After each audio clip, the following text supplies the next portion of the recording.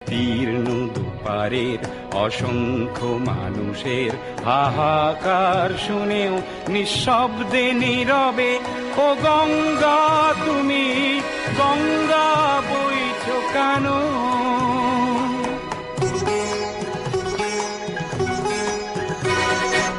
নৈতিকতার স্খলন দেখেও মানবতার পতন দেখেও নির্লজ্জ অলস ভাবে বইছো কেন?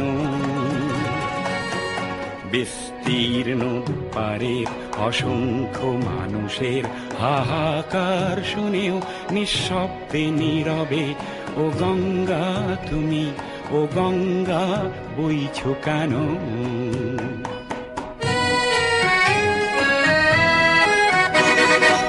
জ্ঞানবিহীন নিরক্ষরের খাদ্যবিহীন